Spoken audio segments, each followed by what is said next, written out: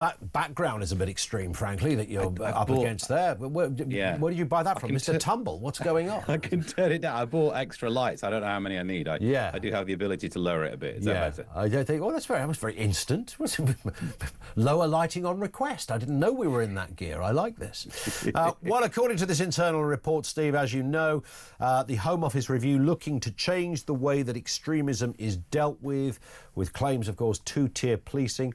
That was described as a right-wing narrative. Let's have a listen to Keir Starmer, what he had to say back in August on that specific issue of two-tier policing.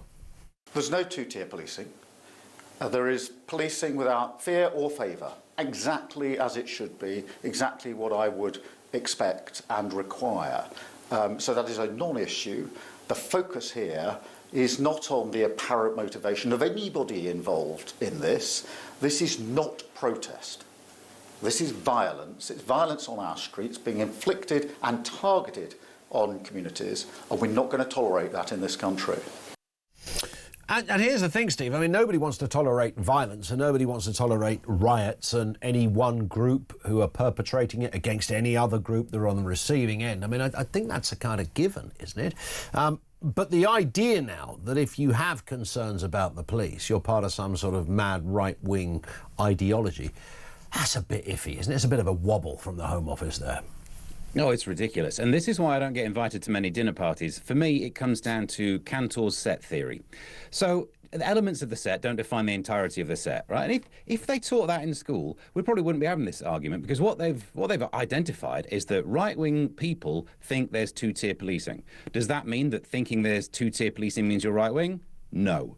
But some people can't get their head around it. Like, this report does not get its head around it. Right-wing people will talk about not liking grooming gangs. Does that mean it's right-wing to not like grooming gangs? Of course it's not. What a stupid thing to say. Yeah. It's like having celiac disease means you don't eat bread. If you don't eat bread, does that mean you've got celiac disease? Of course it doesn't. You don't have to. It's not this dichotomy. It's a false dichotomy. Like, Hitler liked dogs. Do you have to say you don't like dogs now?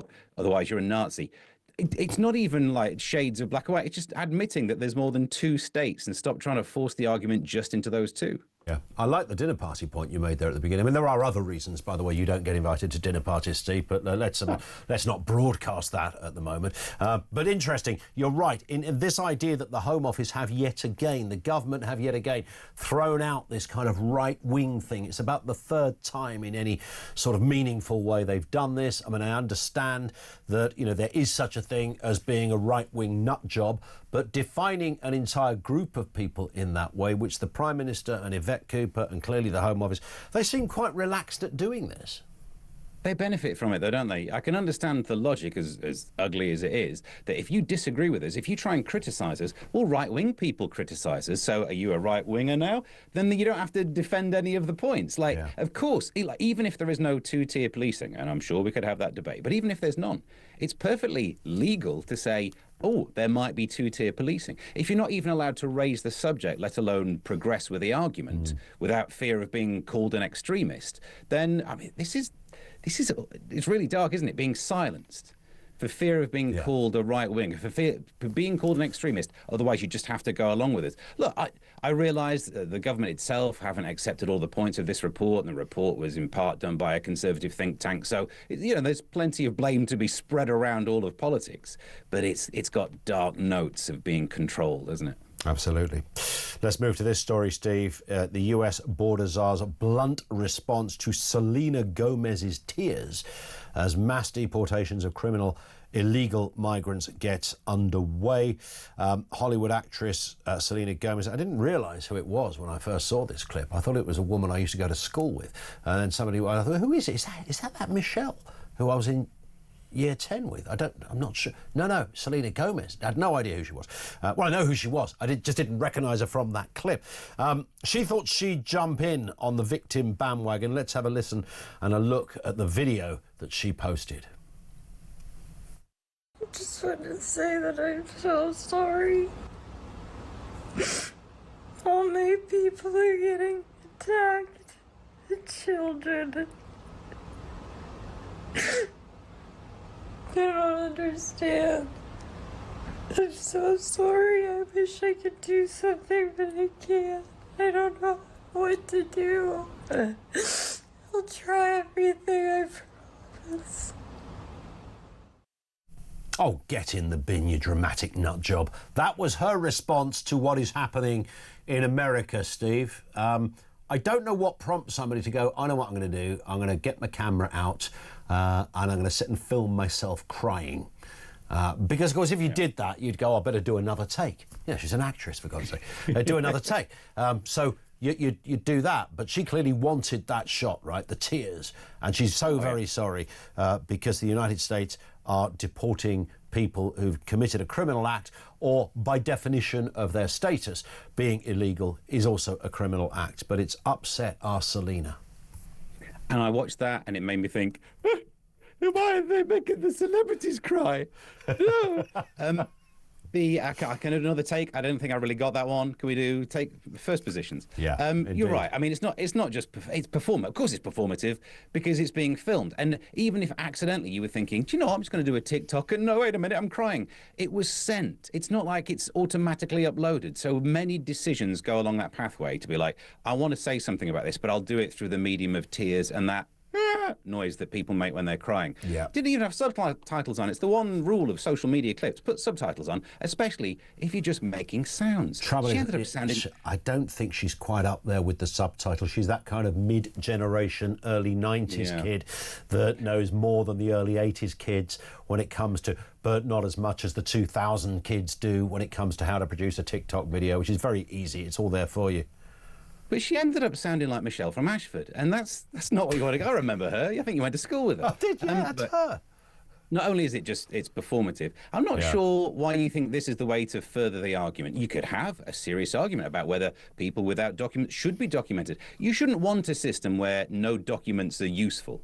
That's the problem. Pick a side. You know, poop or get off the pot. Either you think that you should be dishing out some documents, or you should be getting rid of people who are undocumented. The idea of having a system that is failing and not wanting any improvements seems ridiculous, but there's no logical argument here. It's emotional. Yeah. I don't even have to back that up as a point. Of course it's an emotional argument. It's done through the medium of... Yeah, that's all you need, a bit of that. And you can only, I didn't read the comments below the post, but I can, obviously I can only imagine there are people perhaps saying things similar to us, but maybe there were others who were very sympathetic to Selena's plight. Poor Selena. It's not about those kids, it's about Selena, isn't it? Because that's the overarching point. It was about her. Very briefly, Steve, UK population set to hit 72.5 million by 2032. That's a 5 million growth driven almost entirely by immigration, as births are offset by deaths. So it's an immigration issue. This is mostly legal immigration, by the way. It's not people floating across the channel, although that would clearly be a factor. But broadly, it's legal immigration. We have a problem.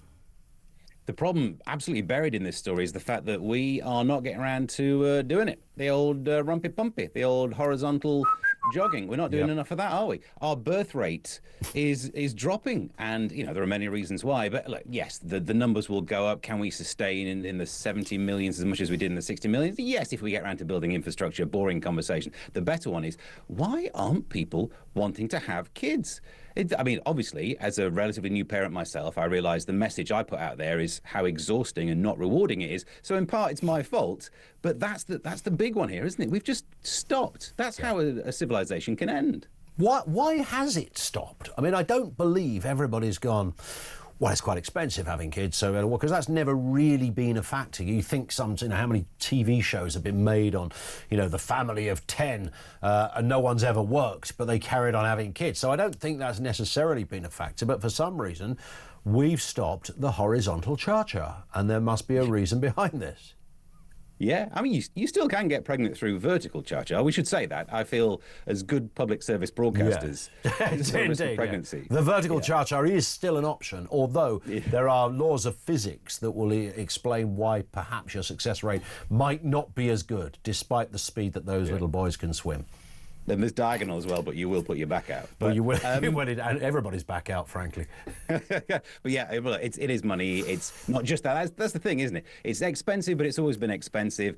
Yes, you tend to need to move out before you start a family in someone's box room. Yep. But enough of these things, they don't cover the whole story. For some reason, we've just changed our priorities and not wanting to reproduce anymore. Yeah. The number of over 85s is expected to double to 3.3 million by 2047 due to an ageing population as well. Great we live longer, but of course, in terms of how you operate the infrastructure of a country, they are genuine concerns.